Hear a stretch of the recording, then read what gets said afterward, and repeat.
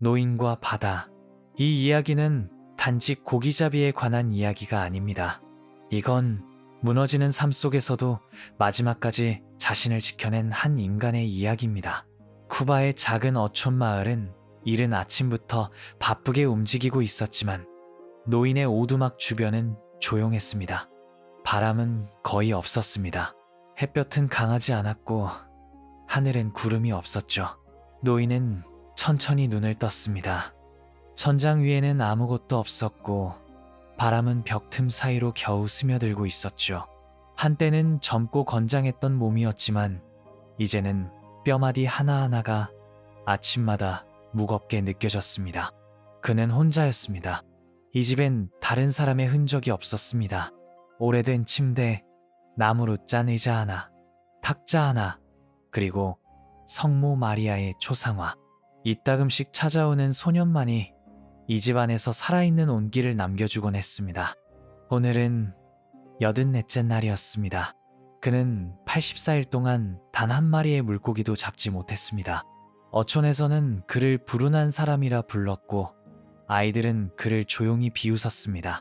하지만 그는 포기하지 않았습니다. 매일같이 바다로 나갔고 오늘 역시 예외는 아니었죠. 그는 자리에서 일어나 천천히 바닷가로 향했습니다. 바람 한 점 없는 해안, 아직 해가 완전히 뜨지 않은 하늘 아래 그는 작은 배를 끌어내고 있었습니다. 소년이 있던 시절이었다면 이 일은 함께였겠지만 이제는 혼자였습니다. 소년의 이름은 마놀린이었습니다. 처음 노인을 따라 바다에 나섰을 땐 아직 어린아이였지만 이제는 제법 키가 크고 어른스러운 말투도 조금씩 익히고 있었습니다. 그는 노인을 진심으로 존경했죠. 하지만 그의 부모는 말했습니다. 그 노인은 이제 끝났어. 넌 다른 배에 타는 게 좋아. 소년은 결국 다른 어부의 배에 올라탔고 거기서 큰 참치를 잡는 행운을 얻기도 했습니다. 그럼에도 불구하고 그는 노인을 잊지 않았습니다. 매일 저녁이면 노인의 집을 찾아와 맥주를 건네며 하루의 이야기를 나누었고 노인의 투박한 손을 보며 말없이 고개를 숙이곤 했습니다. 그날 저녁도 마찬가지였습니다. 소년은 노인의 오두막에 맥주 2병과 정어리 2마리를 들고 왔습니다. 노인은 작은 웃음을 지으며 소년을 반겼고 둘은 마룻바닥에 앉아 맥주를 나눴습니다. 달빛이 오두막 안으로 비칠 때쯤 노인이 말했습니다. 내일은 멀리까지 가볼 생각이다. 소년은 묻지도 않았습니다. 고개를 천천히 끄덕이며 대답했습니다.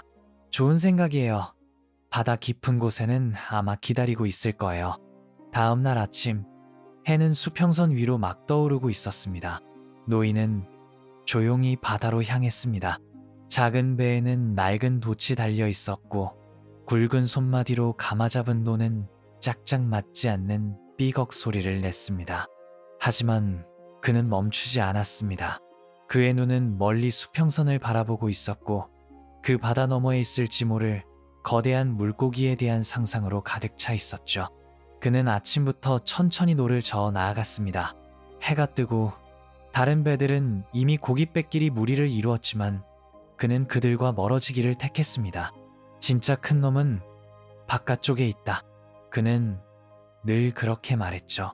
바다 깊은 곳, 다른 어부들이 가지 않는 외해에는 진짜 놈이 있다는 믿음을 그는 버리지 않았습니다. 점심 무렵 그는 물 한 모금을 마시고 바다를 내려다보았습니다. 물은 맑았고 깊은 곳까지 들여다보였습니다. 그 속에는 작은 물고기 떼가 반짝이며 지나가고 있었고 가끔은 날치가 수면 위로 뛰어올라 새처럼 날았습니다. 노인은 그 광경을 바라보며 중얼였습니다. 바다도 여자 같군. 무언가를 줄듯 하면서도 쉽게는 내어주지 않지. 오후가 되어서야 그는 미끼를 던졌습니다. 그의 낚싯줄은 정성껏 감아 묶여 있었고 미끼도 신중하게 골랐습니다. 새벽에 잡아온 정어리를 조심스럽게 달고 줄을 깊은 바다로 내렸습니다. 그는 조용히, 아주 조용히 기다렸습니다. 그의 손은 줄 끝에 미세한 떨림을 느낄 준비가 되어 있었고 눈은 여전히 수면을 응시하고 있었습니다. 해가 뉘엿뉘엿 기울 무렵 드디어 줄이 휘청였습니다. 처음엔 아주 작은 움직임이었지만 이내 확실한 긴장감이 전해졌죠. 줄은 서서히 당겨졌고 노인의 손엔 굵은 힘줄이 다시 솟기 시작했습니다. 그는 말없이 줄을 붙잡고 온몸으로 버티기 시작했습니다. 놈이 왔군. 그의 입에서 나온 말은 마치 오래된 주문 같았습니다. 해는 거의 다 지고 있었고 바다는 붉은 빛으로 물들어가고 있었습니다. 노인은 단단히 줄을 감아주며 생각했습니다. 이건 평범한 놈이 아니야. 밤이 오고 있었습니다. 그러나 싸움은 이제 막 시작된 것이었습니다. 줄의 끝에 있는 것은 아직 보이지 않았지만 노인은 알 수 있었습니다. 그 물고기는 단순한 고기가 아니었습니다. 그것은 그의 운명 같았고 지금껏 기다려온 어떤 응답 같았습니다. 배 위에서 홀로 줄을 붙잡고 있는 노인의 등 뒤로 별이 하나둘 떠오르기 시작했습니다. 배는 파도에 따라 살짝씩 기울었고 줄 끝은 여전히 깊은 바다 밑으로 당겨지고 있었습니다. 노인은 한 발짝도 물러서지 않았습니다. 그는 줄을 놓지 않았고 온몸으로 버티고 있었죠. 그 밤은 길고 고요했습니다. 그러나 그의 눈빛은 단단했고 입가에는 짧은 속삭임이 흘러나왔습니다. 이번엔 반드시 잡는다. 그의 싸움은 이제 시작이었습니다. 새벽이 지나고 있었습니다. 햇살은 아직 바다 밑에 있었고 수평선 너머엔 어슴푸레한 붉은 기운이 감돌고 있었습니다. 노인은 무겁게 숨을 고르며 노를 저었고 뱃머리는 조용히 먼 바다를 향해 나아가고 있었죠. 그는 지금 다른 어부들이 가지 않는 외해로 향하고 있었습니다. 그곳은 물살이 더 거세고 바닥이 깊어 고기를 끌어올리기도 훨씬 어렵지만 그는 알고 있었습니다. 정말 큰 물고기들은 늘 그곳에 있다는 걸요. 노는 규칙적인 소리를 냈고 바다는 아주 미세하게 일렁였습니다. 배의 흔들림에 몸을 맡긴 채 노인은 머릿속으로 낚시줄을 떠올렸습니다. 자신이 직접 꼬고 정리한 줄, 미끼를 고정한 방식, 바늘의 각도까지 모든 것을 다 점검했습니다. 노인의 손에는 이미 굳은 살이 자리 잡고 있었지만 감각은 결코 무뎌지지 않았습니다. 그는 중얼입니다. 오늘은 틀림없이 있다. 이번에는 놓치지 않을 거다. 누구에게 하는 말도 아니었고 자신에게도 확신을 주려는 말 같지는 않았습니다. 그 말은 이 바다와 하는 일종의 인사였고 다짐이었고 그가 84해 동안 축적해온 싸움의 언어였죠. 한참을 그렇게 저어가던 중 그는 자신도 모르게 소년을 떠올립니다. 만약 마놀린이 지금 여기 있었더라면 그는 그렇게 생각했습니다. 소년은 늘 말없이 줄을 들고 앉아 있었고 가끔 조심스레 말을 걸며 긴장을 풀어주곤 했습니다. 노인은 그 말을 듣지 못한 척하면서도 언제나 귀를 기울이고 있었죠. 그래, 그 아이는 한눈에 물결의 변화를 읽지. 새떼가 도는 방향도 잘 보고 고기가 있는 수면의 색도 구별해. 그는 한숨을 내쉬었습니다. 아이에게 이 모든 걸 다 가르쳐주지 못했는데 그 말에는 후회도 애정도 섞여 있었습니다. 그러나 곧 다시 고개를 들고 그는 손으로 줄을 조심스럽게 풀어내기 시작했습니다. 그의 낚싯줄은 3줄이었습니다. 모두 깊이가 다르게 조절되어 있었고 그 끝에는 정어리와 날치, 조각을 엮은 미끼가 달려 있었죠. 가장 깊은 줄은 한 팔 깊이로 80번 이상 풀렸고 중간 줄은 50번, 가장 얕은 줄은 30번쯤이었습니다. 줄은 완벽히 수직으로 내려가야 했습니다. 그래야 바닷속에서 고기가 물었을 때 곧바로 반응할 수 있었습니다. 노이는 줄 하나하나에 손끝을 집중했고 그 느낌을 머릿속에 그리며 바람의 방향, 해류의 움직임, 배의 위치를 끊임없이 가늠했죠. 그 모든 것은 고요한 전쟁의 준비였습니다. 해가 천천히 떠오르고 있었습니다. 아직 바다는 푸른 기온이 많았고 수면에는 작은 물결들이 빛을 받아 반짝였습니다. 노인은 손을 잠시 멈추고 배 위에 있던 물가죽병에서 물을 한 모금 마셨습니다. 그는 혼잣말로 말합니다. 가장 좋은 때는 이때야. 햇살이 아직 눈부시지 않고 물고기들도 움직이기 시작할 시간. 그의 얼굴에는 땀이 맺히기 시작했습니다. 하지만 그는 고개도 돌리지 않았습니다. 줄 끝을 향한 집중은 마치 수면 아래 그 무언가와 교감하는 사람처럼 보였죠. 잠시 후 얕은 줄 쪽에 작은 움직임이 있었습니다. 노인은 본능적으로 손을 살짝 당겨 확인했지만 그건 그냥 작은 고기가 미끼를 건드린 흔적이었습니다. 그는 조용히 줄을 다시 놓았습니다. 아직 아니야. 지금이 아니야. 그때였습니다. 가장 깊은 줄 끝에서 톡 하는 느낌이 손에 닿았습니다. 노인의 눈이 반짝였습니다. 그 느낌은 아주 약했지만 수많은 경험을 통해 그는 알 수 있었죠. 저건 큰 놈이야. 그는 숨을 죽이고 움직이지 않았습니다. 줄은 아직 팽팽하지 않았고 물고기는 미끼를 물어보려 조심스레 움직이는 중이었습니다. 그는 말했습니다. 제발 한 번만 더 와라. 그리고 제대로 물어라. 한참이 지나도 다시 움직임은 없었습니다. 그러나 노인은 줄을 절대 놓지 않았습니다. 그 손은 바람에 닿아도 갈매기가 날아도 꿈쩍하지 않았죠. 그 순간 줄이 천천히, 아주 천천히 당겨지기 시작했습니다. 노인은 줄을 천천히 풀어주면서 손바닥과 손등에 닿는 압력까지 전부 기억하려 들었습니다. 저놈은 미끼를 삼키려는 중이야. 그리고 아주 조심스럽게 움직이고 있어. 줄은 마치 바다 밑에서 살아있는 생명처럼 움직였습니다. 이제 물고기는 노인의 미끼를 입안으로 깊숙이 삼키고 있었고 언제 튀어나갈지 모르는 거대한 힘이 줄 끝에 숨어 있었습니다. 노인은 결정의 순간을 기다리고 있었습니다. 줄을 언제 당길 것인지, 얼마나 세게 당길 것인지. 그것은 단 한 번의 기회에 모든 것이 달려있는 싸움이었습니다. 그러나 그 순간 줄이 휙 하고 크게 당겨졌고 노인은 본능적으로 줄을 단단히 잡아당겼습니다. 손에 깊은 통증이 스치고 줄이 그의 손바닥을 베어갔습니다. 피가 났지만 그는 신경 쓰지 않았습니다. 그는 말했습니다. 걸었어. 놈이 걸렸어. 배가 갑자기 움직이기 시작했습니다. 고기는 수면 아래 어딘가로 질주하고 있었고 노인의 배는 줄에 이끌려 조금씩 이동하고 있었습니다. 이 싸움은 이제 시작이었습니다. 하지만 노인은 이미 알고 있었습니다. 이것은 단지 고기와 사람의 싸움이 아니라 자신이 아직 살아있는지 증명하는 싸움이라는 것을요. 해는 이미 머리 위까지 올라와 있었습니다. 하늘은 말끔했고 바다는 깊은 청색이었습니다. 노인의 배는 더 이상 정박해 있는 상태가 아니었습니다. 줄 끝에 매달린 거대한 힘이 그를 조용히 그러나 끊임없이 외해 쪽으로 끌고 가고 있었죠. 그는 노를 쓰지 않았습니다. 돛도 내리지 않았습니다. 그저 두 손으로 줄을 꽉 쥔 채 바닷물에 발을 담근 채로 그대로 앉아 있었죠.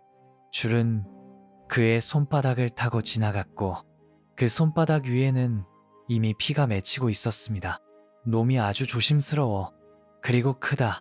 이런 느낌은 정말 오랜만이야. 노인은 그렇게 중얼이며 고개를 들어 멀어져가는 해안을 한번 바라보았습니다. 이제는 육지도 다른 배들도 보이지 않았습니다. 그는 완전히 외해에 들어섰고 앞으로 어디로 끌려가게 될지 아무도 알 수 없는 상황이었죠. 하지만 그는 두려워하지 않았습니다. 오히려 이 침묵의 긴장 속에서 오랜 시간 잊고 지냈던 어떤 진짜 생존 감각이 살아나는 걸 느끼고 있었습니다.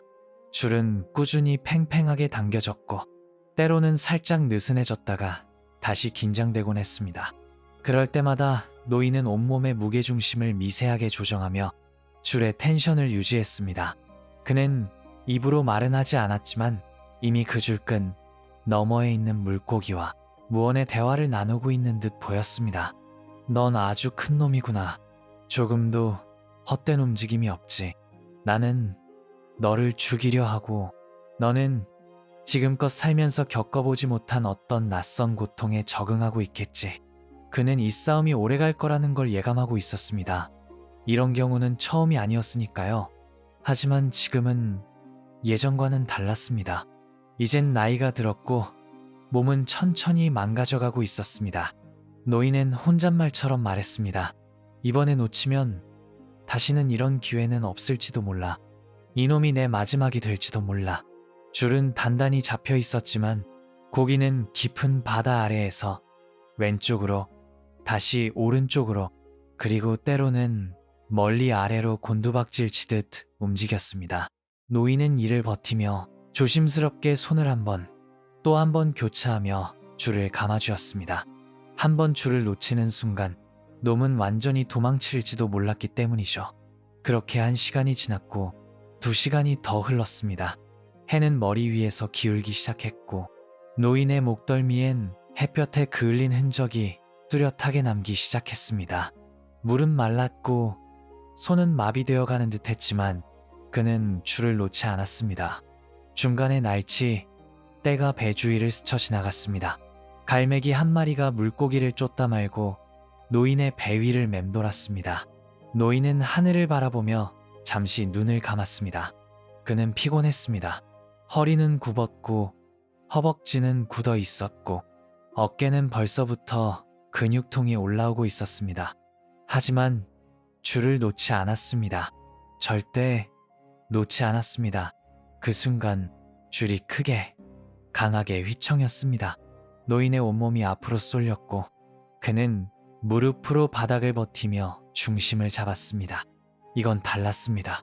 지금까지와는 전혀 다른 확실한 돌진이었습니다. 노인은 속으로 외쳤습니다. 이제 놈이 날 끌고 가려고 하는군. 도망치려는 게 아니야. 놈은 싸우겠다는 거야. 줄은 어깨를 당겼고 손바닥을 갈랐으며 몸 전체를 뒤로 끌고 가기 시작했습니다. 그는 겨우 배의 옆면을 붙잡으며 버텼습니다. 다행히 배가 뒤집히지는 않았지만 줄이 이끄는 힘은 상상 이상이었습니다. 노인의 이마에 굵은 땀이 맺히고 등줄기로 식은땀이 흘렀습니다. 너는 정말 대단한 놈이야. 이 싸움 하루가 아니라 이틀, 3일도 걸리겠군. 그는 이제 말을 하지 않고 마음속으로 물고기와 대화하고 있었습니다. 나는 널 존경한다. 너처럼 큰 놈은 처음이야.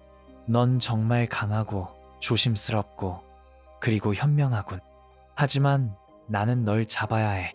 그래야 내가 살아. 그의 손은 점점 감각을 잃어갔습니다. 지혈할 시간도 없었고 먹을 것도 꺼낼 수 없었습니다. 하지만 그는 그 자리에 그대로 있었고 줄을 쥐고 있었고 배는 여전히 수면 위를 미끄러지듯 나아가고 있었습니다. 밤이 오고 있었습니다. 하늘은 점점 붉은 빛에서 짙은 감청색으로 변해갔고 별이 하나둘 떠오르기 시작했습니다. 노인은 줄을 단단히 감은 채 배 한가운데에 등을 기대고 조용히 앉았습니다. 이 싸움은 단순히 물고기와의 사냥이 아니었습니다. 그것은 그가 자기 자신에게 내거는 마지막 도전이었고 지금까지의 생을 견뎌온 이유이자 더 이상 아무것도 없는 바다 위에서 그가 쥐고 있는 단 하나의 생존 조건이었습니다. 줄을 놓는 순간 모든 것이 끝날 테니까요. 어둠은 예고 없이 다가왔습니다. 해는 이미 지평선 너머로 사라졌고 붉게 물들었던 하늘도 곧 잿빛으로 변해 있었습니다. 파도는 낮보다 차분했고 별빛은 아주 조용히 바다 위로 내려앉고 있었죠. 노인의 배는 여전히 움직이고 있었습니다. 줄 끝에 있는 거대한 물고기는 아직도 뭔가를 결정하지 못한 듯 조용한 직선으로 나아가고 있었습니다. 노인은 줄을 단단히 붙잡은 채 배 한가운데에 몸을 웅크리고 앉아 있었습니다. 그의 왼손은 이미 경직되어 굳어 있었고 오른손은 팽팽한 줄을 놓치지 않기 위해 쉬지 않고 미세한 긴장을 유지하고 있었죠. 하루 종일 햇볕에 그을렸던 그의 피부는 이제 식은 바람에 마르며 갈라지고 있었습니다. 손가락 사이사이엔 피가 굳어 검붉게 번져 있었고 근육은 뻣뻣하게 굳어 있었습니다. 그는 말없이 하늘을 올려다보았습니다. 별들이 떠 있었습니다. 아주 익숙한 별들이었죠. 그는 속으로 중얼였습니다. 저 별들을 보자면 늘 생각나는 게 있어. 누가 뭐라든 저건 변하지 않지. 밤마다 저 자리에 있고 언제나 나를 보며 빛나고 있어. 그러곤 다시 고개를 숙이며 줄을 확인했습니다. 물고기는 아직도 힘을 다 쓰지 않았습니다. 그건 아주 분명했죠. 놈은 거대한 힘을 숨긴 채 단지 멀리 나아가고 있을 뿐이었습니다. 노인은 이 싸움이 오래 갈 거라는 걸 직감하고 있었습니다. 이런 방식은 아주 노련한 물고기들의 전략이었죠. 자신의 무게와 속도를 이용해 낚시꾼이 먼저 지치기를 기다리는 것. 하지만 그는 아직 지지 않았습니다. 비록 손은 아프고 허리는 구부러졌으며 배 안에는 따뜻한 음식도 베개도 기대어 쉴 사람도 없었지만 말입니다. 그는 문득 떠올렸습니다. 소년을요. 만약 마놀린이 여기 있었다면 물고기를 함께 보며 조용히 앉아 있었겠지. 그 아이는 별자리를 보며 이런저런 얘기를 꺼냈을 거야. 아직도 사자자리가 제일 멋지다고 생각할까? 그는 조용히 웃었습니다. 하지만 그 미소는 오래가지 않았습니다. 줄이 다시 한번 크게 흔들렸기 때문이었습니다. 놈이 방향을 바꾸었군. 노인은 짧게 속삭이며 허리를 세우고 손에 힘을 더했습니다. 줄은 이제 남쪽으로 방향을 틀었고 배는 미세하게 기울며 새로운 궤도를 따라가고 있었습니다. 그는 정신을 바짝 차려야 했습니다. 물고기가 수면 가까이로 떠오르기라도 하면 바로 튀어올라 줄을 끊을 수도 있었기 때문이죠. 그는 중얼였습니다. 제발 아직은 올라오지 마라. 내가 준비되지 않았다. 하지만 그 말은 바닷속으로 사라졌고 고기는 여전히 자기만의 속도로 움직이고 있었습니다. 시간은 흐르고 있었습니다. 배 위엔 아무 소리도 없었고 파도 소리마저 잦아들어 있었습니다. 그는 뺨을 스치는 밤바람에 잠시 눈을 감았습니다. 그 바람 속에서 그는 다시 예전의 바다를 떠올렸습니다. 한참 젊었던 시절, 거센 태풍이 몰아치던 밤에 고기잡이 배를 홀로 몰던 때, 온몸이 젖고 돛이 찢기고 손가락이 부러져도 포기하지 않았던 날들, 그 기억은 그에게 말해주고 있었습니다. 넌 아직 싸울 수 있어. 그는 배 한쪽에 몸을 기대며 짧은 숨을 고르기 시작했습니다. 줄은 여전히 단단했고 물고기는 아직도 떠오를 기미가 없었습니다. 배는 거의 정지한 듯 고기의 무게와 저항을 따라 조용히 한 방향으로 밀려가고 있었습니다. 그는 잠시 눈을 감고 마치 졸듯이 시간을 견디기 시작했습니다. 완전히 잠든 것은 아니었습니다. 하지만 그것은 어쩌면 깨어있는 사람만이 할 수 있는 가장 긴장된 휴식이었을지도 모릅니다. 그 짧은 의식의 틈에서 그는 다시 소년을 떠올렸습니다. 그 아이가 어릴 적 왜 고기를 죽여야 하냐고 묻던 기억, 그리고 자신이 대답하지 못하고 그저 바다를 바라보던 그 순간 그는 마음속으로 그 대화를 다시 반복했습니다. 왜냐하면 우리는 살아야 하니까. 그리고 고기는 우리를 살게 해주니까. 그러면서도 그는 혼잣말로 이렇게 말했습니다. 하지만 미안하구나. 이번에는 너를 죽여야겠구나. 그는 줄을 붙잡고 손에 닿는 감각으로 그 물고기의 호흡을 읽었습니다. 그 거대한 몸짓, 그 속도, 그 인내력, 노인은 느끼고 있었습니다. 자신이 싸우는 상대는 단순한 생명이 아니었습니다. 그것은 마치 바다 자체처럼 느껴졌습니다. 밤은 깊어지고 그의 몸은 점점 굳어졌지만 정신은 더욱 또렷해졌습니다. 그는 생각했습니다. 내가 이 고기를 잡지 못한다면 나는 이 바다 위에서 끝이 날지도 몰라. 하지만 바로 다음 순간 그는 다시 줄을 감싸주며 속삭였습니다. 하지만 그게 뭐 어때서? 죽더라도 이 싸움은 내 싸움이야. 밤은 여전히 깊었습니다. 노인의 배는 조용히 떠 있었고 줄 끝의 고기는 여전히 깊은 바닷속에서 움직이고 있었습니다. 그 긴 줄은 마치 두 생명을 하나로 이어주는 실 같았습니다. 한쪽에는 살아남으려는 물고기가, 다른 한쪽에는 살아있다는 걸 증명하려는 노인이 붙잡혀 있었습니다. 노인은 몸을 조금 움직이려다 멈췄습니다. 허리는 뻣뻣했고 손은 굳어 있었으며 발가락마저 경련이 오고 있었습니다. 줄을 쥔 손에서는 끊임없이 통증이 올라왔고 밤의 찬바람은 피부 속까지 스며들고 있었습니다. 그는 중얼입니다. 이젠 말이라도 해야겠군. 누구에게 하는 말인지 누구에게 들리길 바라는지도 알 수 없었지만 그는 그렇게 말하며 줄을 내려다보았습니다. 이봐, 고기야. 넌 정말 훌륭한 놈이야. 줄은 여전히 조용했습니다. 하지만 노인은 마치 상대가 듣고 있다고 믿는 듯 말을 이어갔습니다. 네가 얼마나 영리한지도 알아. 이틀째야. 날 여기까지 끌고 와선 아직도 네 몸을 보여주지 않고 있잖아. 그런 널 난 죽이려 하고 있지. 그게 이 싸움의 모순이야. 난 널 사랑하지만 그러면서도 널 죽여야 해. 그는 줄을 조심스럽게 당겨보았습니다. 고기는 여전히 무게로만 반응할 뿐 물 밖으로 모습을 드러낼 생각은 없어 보였습니다.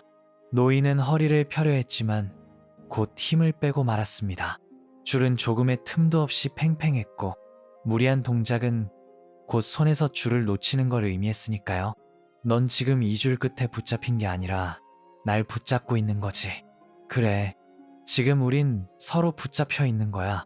그 말은 단순한 독백이 아니었습니다. 그것은 마치 이 싸움을 이해하는 방법이자 이 고통을 견디는 방식처럼 느껴졌습니다. 그는 자신의 오른손을 바라보았습니다. 손바닥은 찢어져 있었고 줄에 마찰로 깊은 상처가 나 있었죠. 왼손은 여전히 굳어 있었습니다. 밤이 시작될 무렵 경직된 이유로 풀리지 않고 있었죠. 그는 중얼입니다. 이 손은 이제 내 손이 아니야. 하지만 이 손으로 나는 여전히 싸우고 있어. 그는 머릿속으로 상상해 보았습니다.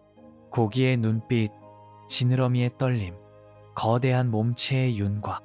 보지 못했지만 느낄 수 있었습니다. 이 고기는 단지 크기만 큰 것이 아니라 자기 나름의 방식으로 이 싸움을 이해하고 있었죠. 내가 널 죽이게 될 거야. 그리고 그건 내 선택이야. 하지만 그 선택을 하기까지 나는 너에게 충분한 존경을 보여줄 거야. 그는 줄을 감아주며 조용히 말했습니다. 이건 단지 배고픔 때문이 아니야. 그냥 생계를 위한 고기가 아니야. 넌 나에게 필요한 존재야. 노인의 눈빛은 깊어졌습니다. 고통과 피로 속에서 점점 의식이 흐려지던 그는 바다에 비치는 별빛을 보며 다시 정신을 붙잡았습니다. 사람들이 말하지. 사람이 바다와 싸울 수는 없다고.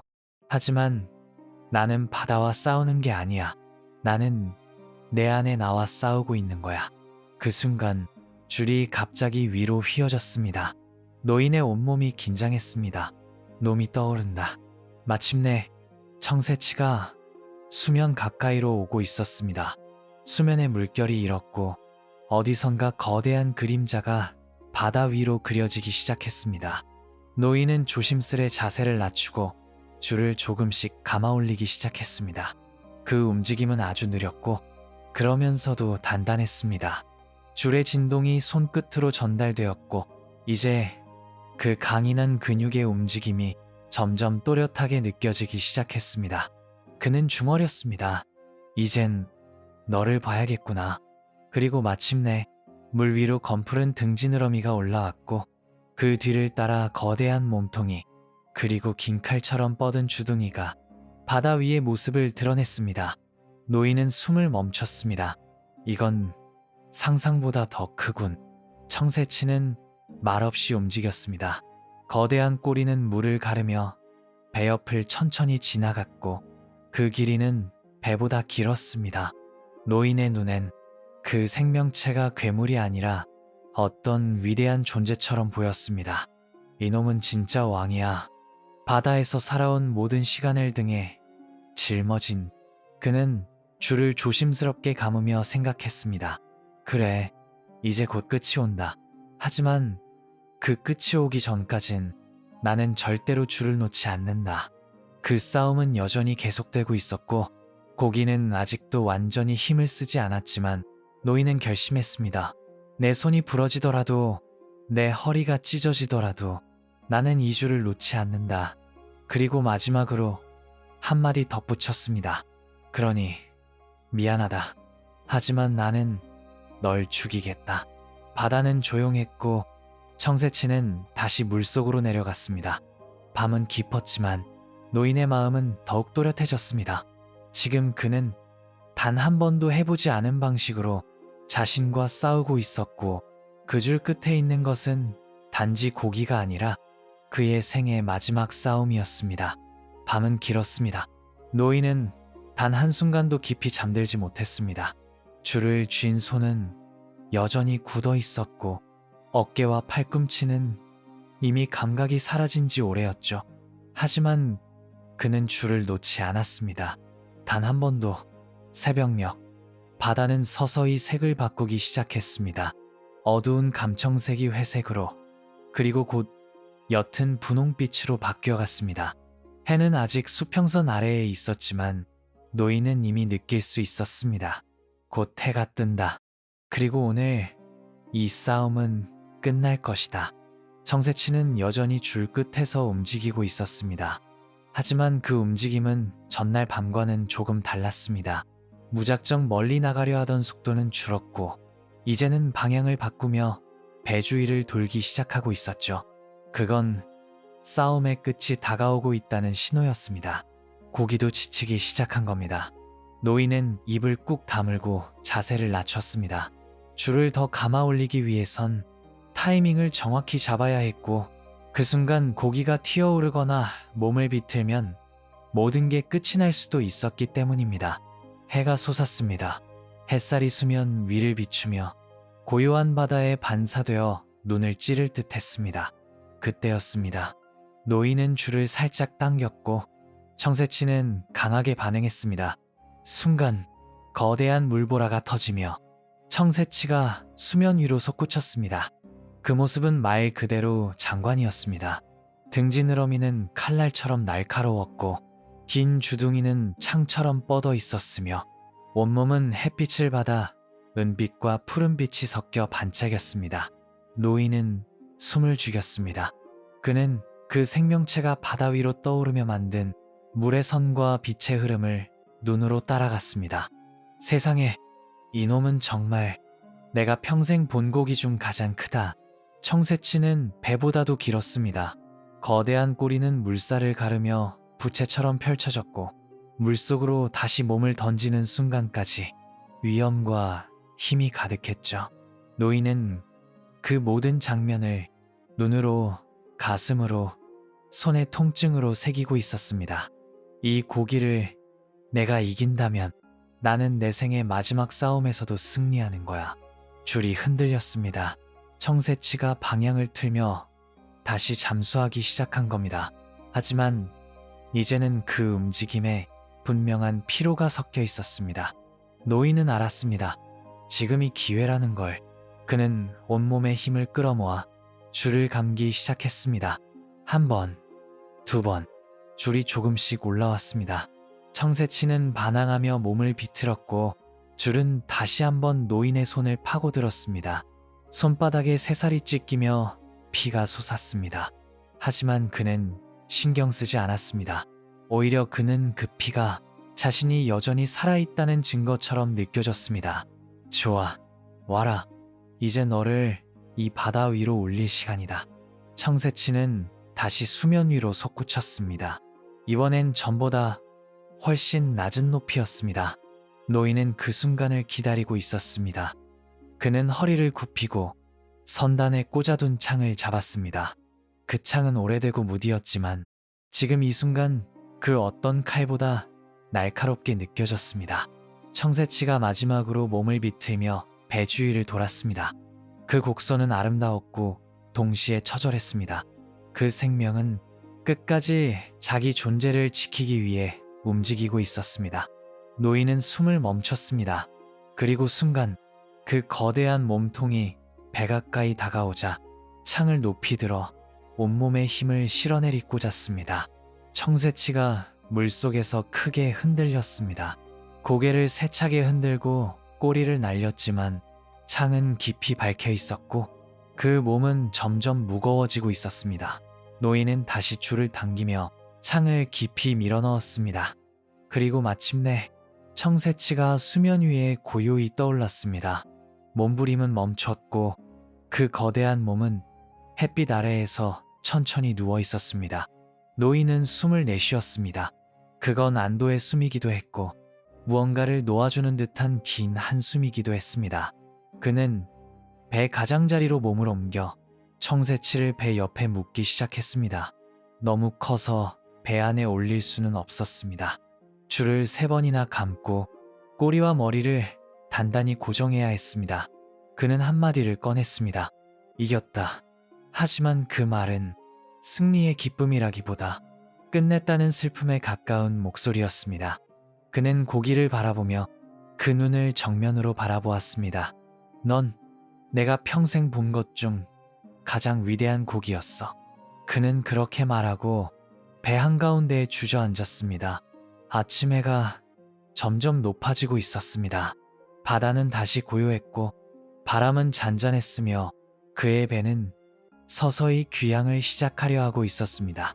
하지만 아직 이 싸움은 끝난 것이 아니었습니다. 고기를 잡는 것만이 전부가 아니었죠. 그것을 지키는 싸움이 이제부터 시작될 터였습니다. 햇살은 점점 강해지고 있었습니다. 노인은 배의 앞머리에 앉아 바다 너머를 가만히 바라보고 있었습니다. 청새치는 이미 죽었습니다.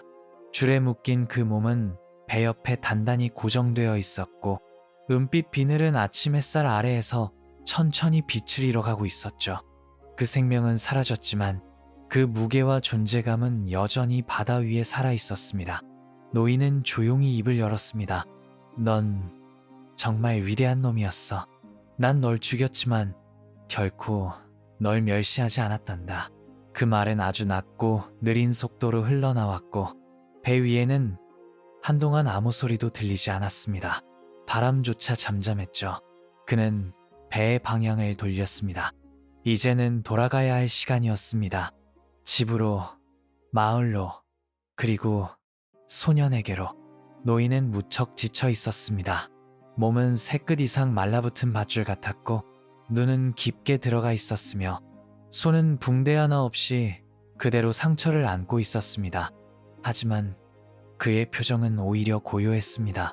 뭔가를 완성한 사람, 이제는 결과와 상관없이 더할 게 없다고 느끼는 사람의 얼굴이었습니다. 론은 천천히 하지만 힘있게 저어졌습니다. 그의 어깨는 여전히 아팠고 손가락 관절은 굳어 있었지만 그는 움직였습니다. 수면 위로는 갈매기 몇 마리가 맴돌고 있었고 물결은 낮게 일렁이고 있었습니다. 그때였습니다. 그는 자신도 모르게 다시 줄을 확인했습니다. 묶인 청새치의 배 쪽 어딘가에서 이상한 느낌이 손끝으로 전해졌기 때문입니다. 그 순간 물속에서 무언가가 스치듯 지나갔고 청새치의 지느러미 근처에 회색 물살이 살짝 번쩍였습니다. 상어다. 노인은 짧게 말하고 창을 손에 들었습니다. 고기를 낚아챈 상어는 배 옆을 휘저으며 빠르게 다시 나타났습니다. 첫 번째 상어는 마코 상어였습니다. 잽싸고 집요하며 물고기의 피냄새를 아주 멀리서도 감지하는 존재였죠. 상어는 망설임 없이 달려들었고 노인은 준비한 창을 잇는 힘껏 내리찍었습니다. 창이 상어의 등 지느러미 뒤를 정확히 맞췄고 그 커다란 몸은 잠시 몸부림치다 사라졌습니다. 바닷물이 파랗게 피로 물들기 시작했습니다. 노인은 숨을 골랐습니다. 겨우 한 마리겠지. 이제 그만 오겠지. 하지만 그는 스스로도 그 말이 거짓이라는 걸 알고 있었습니다. 한 마리 상어가 피를 흘리면 그 냄새는 수킬로미터 밖까지 퍼지고 다른 놈들을 불러들이기 때문이었습니다. 그리고 곧 두 번째 상어가 모습을 드러냈습니다. 이번엔 더 크고 더 뻔뻔했습니다. 노인은 말없이 창을 다시 들었습니다. 온몸이 아팠고 손에는 힘이 남아있지 않았지만 다시 싸우는 수밖에 없었습니다. 청새치의 살점이 물속에서 뜯겨져 나갔고 노인의 배는 피로 얼룩져 갔습니다. 안 돼. 이건 내가 지킨 고기야. 내가 죽여서 끌고 가는 거라고. 상어는 2마리에서 3마리로 그리고 5마리까지 늘어나기 시작했습니다. 노이는 창이 부러지자 배에 있던 노를 깎아 창처럼 쓰기 시작했습니다. 나중에는 칼을 막대기에 묶어 사용했고 심지어 키를 분해해서 뾰족한 부위를 사용하기도 했습니다. 모든 것이 다 닳아 없어지는 동안에도 그는 줄을 놓지 않았습니다. 그는 줄 끝에 묶인 청새치를 보며 계속해서 싸웠습니다. 그 싸움은 더 이상 누가 이기고 지는 싸움이 아니었습니다. 그건 일종의 기억을 지키는 싸움이었습니다.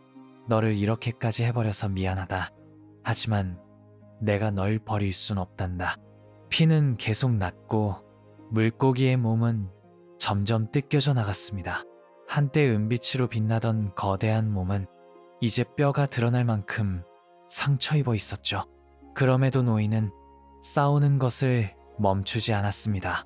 해는 머리 위로 솟아올랐고 노인은 그 아래에서 창도 칼도 키도 다 부러뜨린 채 텅 빈 손으로 배를 몰았습니다. 그가 몰고 있는 건 더 이상 물고기가 아니라 자신이 지켜내려 했던 삶의 무게였습니다. 그가 싸운 건 단지 상어떼가 아니라 나약해지고 무너져가는 존엄이었습니다. 그리고 그 존엄을 그는 끝까지 내려놓지 않았습니다. 배는 조용히 움직이고 있었습니다. 줄에 묶인 청새치는 여전히 배 옆에 붙어 있었지만 그 모습은 더 이상 온전하지 않았습니다. 은빛 비늘은 대부분 뜯겨나갔고 복부는 텅 비어 있었으며 갈비뼈 같은 뼈대가 바다 위로 드러난 채 흔들리고 있었습니다. 그가 사흘 밤낮 싸워서 붙잡은 생명, 그 거대한 청새치는 지금 물속에서 몰려온 상어떼에게 하나씩 갉아먹히고 있었죠. 그리고 상어는 또 왔습니다. 노인은 배 위에 힘겹게 일어나 손에 쥘 수 있는 어떤 도구라도 다시 집어들었습니다. 칼은 부러졌고 창은 부식되었고 노는 끝이 닳아져 있었습니다. 그는 나무를 깎아 뾰족하게 만든 막대기 하나를 손에 쥐고 있었습니다. 와라. 그래. 얼마나 더 와보나 보자. 이번엔 5마리였습니다. 한꺼번에 몰려들어 청새치의 몸을 물기 시작했고 그 물은 피로 물들며 점점 진한 붉은 빛을 띠기 시작했습니다. 노인은 그 붉은 물을 보며 자신의 싸움이 지금 무엇을 위한 것인지 다시금 묻고 있었습니다. 너희는 굶주렸고 나는 이 고기를 잡았고 그래서 이건 싸움이야. 그냥 그런 거지. 그는 상어 한 마리의 눈 근처를 찔렀습니다. 상어는 몸을 틀며 잠시 뒤로 물러났지만 다시 맴돌며 돌아왔습니다. 다른 상어들은 이미 고기의 엉덩이살을 뜯고 있었고 노인은 배의 균형을 잡기 위해 몸을 뒤로 뻗으며 배전 위에서 허리를 꺾었습니다. 팔은 타들어갔고 손의 상처는 새로 벌어졌고 발은 미끄러졌습니다. 배 위에 피가 떨어졌고 그 피는 고기의 피인지 노인의 피인지 구분할 수 없게 섞였습니다. 그 순간 노인은 생각했습니다. 이 고기는 지금 내가 먹기 위해 끌고 가는 것이 아니다. 이건 이제 내가 뭘 지키고 있는가에 대한 증명이다. 그는 무릎을 꿇었습니다. 팔은 떨렸고 시야는 흐려졌습니다. 그러나 손은 여전히 그 막대기를 쥐고 있었습니다. 상어가 또 달려들었습니다. 노인은 다시 찔렀습니다. 힘은 점점 빠지고 있었지만 그는 손의 감각이 완전히 사라지기 전까지는 절대 멈추지 않을 생각이었습니다. 그러는 동안 청새치의 몸은 점점 사라졌습니다. 머리는 여전히 남아 있었고 척추와 꼬리뼈가 바다 위로 드러나 있었지만 그 아름다웠던 은빛 비늘도 한때 바다 위를 날던 꼬리 지느러미도 모두 사라져버렸습니다. 이제 무얼 지키고 있는 걸까? 그는 그렇게 중얼이며 상어떼가 사라져가는 바다를 바라보았습니다. 다 먹은 상어들은 더는 관심이 없다는 듯 물속으로 사라졌습니다. 바다는 다시 조용해졌습니다. 아무 일도 없었던 것처럼. 하지만 배 옆에 남은 청새치는 더 이상 생명이라 부르기 어려운 형체가 되어 있었습니다. 그는 줄을 풀지 않았습니다. 지금 남은 것이 무엇이든 그건 여전히 그의 싸움의 흔적이었기 때문입니다. 그는 노를 들어 배를 돌리며 조용히 말했습니다. 그래, 이제 돌아가자. 내가 무엇을 지키고 있는지 그 누구도 몰라도 좋아. 노인은 해안선이 보이지 않는 바다 위를 가르며 천천히 노를 저었습니다. 이제 그는 혼자였고 그 배 옆에는 더 이상 고기가 아니라 기억과 의지만이 매달려 있었습니다. 그리고 그걸 본 사람은 아무도 없었습니다. 오직 그 혼자만이 이 모든 싸움을 기억하게 될 겁니다. 노는 점점 무거워지고 있었습니다. 물살은 크지 않았지만 노인의 몸은 지칠 대로 지쳐 있었고 양손은 더 이상 힘이 들어가지 않는 상태였습니다. 해는 이미 머리 위를 지나 서쪽으로 기울고 있었고 노인의 그림자는 배전 옆으로 길게 늘어져 있었습니다. 그는 무릎을 굽히고 앉은 채 고개를 떨군 채 오랫동안 아무 말도 하지 않았습니다. 줄은 여전히 배 옆에 묶여 있었습니다. 하지만 줄의 끝에 남아있는 건 한때 청새치였던 것의 머리와 척추, 그리고 일부 살점뿐이었습니다. 그가 바다에서 이틀 반 동안 사투 끝에 잡아낸 것, 자신의 피와 살을 쏟아가며 지켜낸 것, 그리고 자신이 마지막 남은 힘까지 쏟아부어 쌓은 대상은 이제 누더기처럼 남아 있었습니다. 그는 마침내 말문을 열었습니다. 다 부질없는 짓이었나. 목소리는 건조했고 그 말엔 기운도 분노도 후회도 담겨 있지 않았습니다. 단지 자문처럼 스스로에게 다시 묻는 말 같았습니다. 내가 저걸 왜 지키려 한 거지? 아무도 보지도 않을 텐데. 그는 눈을 감았습니다. 잠깐이었지만 그 눈꺼풀 뒤로 지나간 장면들은 선명했습니다. 거대한 고기가 수면 위로 솟구치던 순간, 창을 내리찍던 순간, 상어에게 달려들며 마지막 도구까지 부러뜨리던 순간, 그리고 지금 다 잃었어. 그 고기만이 아니라 내 자신도 어쩌면 같이 사라진 걸지도 모르지. 그는 조용히 웃었습니다. 하지만 그 웃음은 비웃음도 체념도 아니었습니다. 그저 아주 오래된 사람이 자기 안에서 스르륵 꺼져가는 불꽃을 바라보며 그걸 받아들이는 표정이었죠. 그 순간 그의 머릿속에 소년 마놀린의 얼굴이 떠올랐습니다.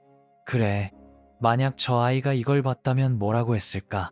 그는 말없이 노를 저었습니다. 갈매기 한 마리가 배 위로 내려와 노인을 가만히 바라보았습니다. 노인은 그 새를 쳐다보다 천천히 고개를 숙였습니다. 그가 싸워온 싸움은 아무도 보지 못했고 누구에게도 알려지지 않을 것입니다. 그는 바다에서 무언가를 증명했지만 그 증명은 바닷속으로 흩어졌습니다. 그러나 그는 줄을 놓지 않았습니다. 그 줄의 끝에 이미 고기는 사라지고 없고 상어들이 뜯어간 흔적만이 남아 있었지만 그는 그 줄을 계속해서 손에 감고 있었습니다. 줄을 놓는다는 건 그냥 끝난다는 거야. 하지만 내가 잡은 게 뭐였는지는 나 자신은 알고 있잖아. 그리고 그걸로 충분해. 노인은 그렇게 말하며 손을 다시 고쳐주었습니다. 해는 점점 기울었고 해안의 윤곽이 아주 작게 멀리서부터 보이기 시작했습니다. 지금 그는 모든 걸 잃은 채 그 어떤 증명서도 없이 돌아가는 중이었습니다. 하지만 그는 줄을 놓지 않았고 그 줄을 통해 마지막까지 자신이 누구였는가를 붙잡고 있었죠. 그게 바로 그가 지금도 배를 저어가고 있는 이유였습니다. 노는 더디게 움직이고 있었습니다. 해안은 가까워지고 있었지만 노인의 몸은 거의 움직이지 않는 듯 보였습니다. 햇살은 따갑지 않았고 바다는 낮은 파동을 반복하며 노인의 배를 밀어주고 있었습니다. 그는 오두막을 향해 가고 있었습니다. 사흘 동안 바다에서 싸우고 청새치를 잡고 상어떼에게 뜯기고 줄을 놓지 않은 채 돌아오고 있었습니다. 노인의 눈에 드디어 마을의 지붕이 보였습니다. 어느새 항구에는 사람들이 모여 있었고 그들은 배를 향해 손을 흔들거나 고개를 갸우뚱하고 있었습니다. 노인의 배는 너무 조용히 들어왔고 사람들이 그를 알아보는 데에는 시간이 좀 걸렸습니다. 그러다 한 아이가 소리쳤습니다. 저거 노인 네배야. 사람들이 옹성였습니다. 무사했나봐. 근데 저게 대체 뭐야? 고기? 뼈밖에 안 남았잖아. 노인은 아무 말 없이 배를 묶었습니다. 줄 끝에 남아있는 것은 청새치의 길게 뻗은 머리, 그리고 하얀 등뼈뿐이었습니다. 사람들은 고개를 흔들며 말했습니다. 이런 걸 끌고 온 거야? 아무것도 못 건졌네. 가엾어라. 하지만 그 고기가 얼마나 컸는지, 어디까지 가서 싸웠는지, 무엇을 견뎠는지 아는 사람은 노인 자신밖에 없었습니다. 그리고 단 한 사람, 소년이 있었습니다. 만올리는 새벽부터 항구 근처를 서성이고 있었습니다. 노인이 나간 지 3일째, 그는 잠도 못 자고 바닷가를 떠나지 않고 있었습니다. 배가 들어왔다는 소식을 들은 그는 바로 달려왔습니다. 노인은 배를 묶고 조용히 항구를 걸어나가고 있었고, 소년은 그를 향해 뛰어갔습니다. 할아버지! 노인은 잠시 멈춰섰습니다. 그리고 그 익숙한 목소리를 따라 고개를 돌렸죠. 소년은 헐레벌떡 숨을 몰아쉬며 말했습니다. 그렇게 멀리까지 나가신 거예요? 그 고기, 그게 그놈이에요? 노인은 고개를 천천히 끄덕였습니다. 그래, 그놈이었지. 소년은 말없이 고개를 숙였습니다. 그리고 노인의 손을 봤습니다. 온통 피로 물든 손, 굳어버린 관절, 지워지지 않을 상처들. 이제 다시는 혼자 가지 마세요. 소년이 말했습니다. 노인은 미소 지었습니다. 말없이 그의 머리를 쓰다듬었습니다. 그들은 말없이 함께 오두막으로 걸어갔습니다. 집으로 돌아온 노인은 침대에 몸을 눕혔습니다.